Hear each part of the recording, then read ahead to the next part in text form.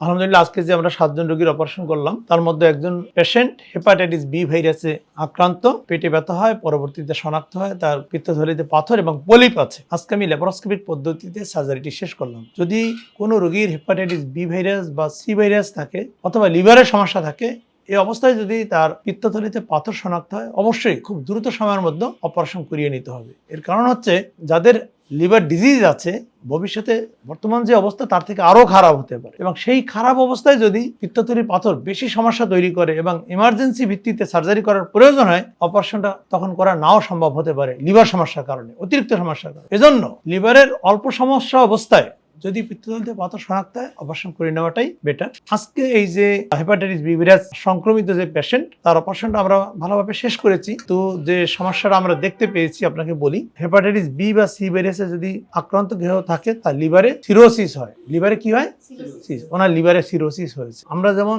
Laparoscopic পদ্ধতিতে পেটের ভিতরটা এত সুন্দরভাবে দেখে আসলাম, এটা পৃথিবীতে আর কোনো মেশিন বা ইনভেস্টিগেশন নেই এত ভালোভাবে দেখতে পারে। CT scan, MRI, MRCP, fibro scan এগুলো বাহির থেকে দেখে, আমরা সরাসরি ভিতরে দেখেছি। আপনাদেরকে ভিডিওটা দেওয়া হবে, শুধু আপনাদের না, আপনাদের বাকি সকল পেশেন্টের অপারেশনের প্রক্রিয়াটা কিভাবে অপারেশনটা করা হয়েছে ভিডিওগুলো প্রোভাইড করা হবে। সবাই যোগাযোগ করে ভিডিওগুলো নিয়ে যাবেন। ভিডিওগুলো অত্যন্ত গুরুত্বপূর্ণ। বিশেষ করে আপনার রোগীর ভিডিওটা আপনারা পরবর্তী যার মাধ্যমে চিকিৎসা নেবেন তাকে দেখাবেন যে এই লিভারের অবস্থা ছিল, ঠিক আছে, একেবারে গোটা গোটা দানা দানা হয়েছে লিভার সিরোসিস। আপনারা অনেকেই শুনে থাকবেন যাদের লিভার সিরোসিস থাকে তাদের পরবর্তীতে লিভার ক্যান্সার হওয়ার ঝুঁকি থাকে, লিভার ক্যান্সার হওয়ার ঝুঁকি থাকে। সুতরাং বিষয়টিকে অত্যন্ত গুরুত্ব সহকারে নিতে হবে। তাহলে আমরা ওনার পিত্তথলিটা এবার একটু ওপেন করে দেখি যে ওনার পিত্তথলিতে কি ছিল।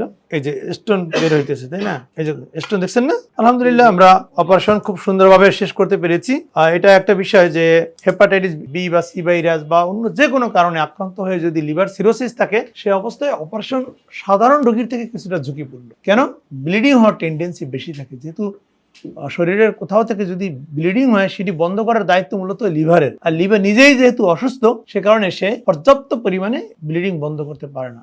আলহামদুলিল্লাহ আমরা অত্যন্ত সুন্দরভাবে অপারেশনটা শেষ করতে পেরেছি, কোনো ব্লিডিং হয়নি, নিখুঁতভাবে করতে পেরেছি। এজন্য অনেক ক্ষেত্রে যাদের হেপাটাইটিস বি বা সি অথবা অন্য যে কোনো কারণে সিরোটিক লিভার থাকলে আপনারা অপারেশনের ক্ষেত্রে অবশ্যই কোনো না কোনো হেপাটোবিলিয়ারিয়ান প্যানক্রিয়াটিক সার্জনের মাধ্যমে সার্জারিটি করিয়ে নেবেন। পরবর্তী চিকিৎসা কি, তাই তো? রোগীর আত্মীয় জানতে চেয়েছেন যে যার হেপাটাইটিস বি ভাইরাসের কারণে সিরোসিস হলো, আজকে ল্যাপারোস্কোপিক পদ্ধতিতে সার্জারি করলাম, পরবর্তী চিকিৎসা কি? পরবর্তী চিকিৎসা আমরাও লিখে দেবো। পাশাপাশি আপনি কোনো একজন হেপাটোলজিস্ট অথবা গ্যাস্ট্রোএন্টারোলজিস্টের চিকিৎসা নেবেন এবং বছরে কম হলেও 2 বার সেই চিকিৎসকের ফলো আপে থাকবেন। উনি নিয়মিত পরীক্ষার মাধ্যমে দেখবেন যে লিভারের বর্তমান অবস্থা কি, আগের অবস্থা কি ছিল, লিভারে নতুন কোনো সমস্যা তৈরি হচ্ছে কিনা। অনেক সময় এন্ডোস্কোপি করা লাগতে পারে, যেহেতু ইসোফেগাসের যে ভেইন থাকে সেগুলো মোটা হয়ে যেতে পারে, ব্লিডিং হতে পারে, সেক্ষেত্রে ইভিএল করা লাগতে পারে। লিভারে কোনো টিউমার দেখা দিল কিনা আর্লি শনাক্ত হবে, সেক্ষেত্রে পরবর্তী ওনারা সিদ্ধান্ত নেবেন বা অন্য কোনো হেপাটোবিলিয়ারি সার্জনদের কাছে পাঠিয়ে চিকিৎসা করাবেন। তার মানে হলে নিয়মিত ফলো আপে থাকবেন, ঠিক আছে? এ বাদেও আরো কিছু কিছু বিষয় আমরা বলবো। যাদের লিভার সিরোসিস থাকে তারা আগলা লবণ খাবে না। কি খাবে না? আগলা লবণ খাবে না। আর একটা স্টাডিতে বলে যে যদি তারা নিয়মিত ব্ল্যাক কফি খায় তাহলে তাদের লিভার কিছুটা ভালো থাকে। কার্বোহাইড্রেট জাতীয় খাবার কম খাবে আর স্বাভাবিক চলাফেরা। আর আপনাদের যে চিকিৎসককে দেখাবেন সে তো নির্দিষ্ট আরো কিছু বিধিমালা দিয়ে থাকবেন, সেগুলো মেনে চলবে।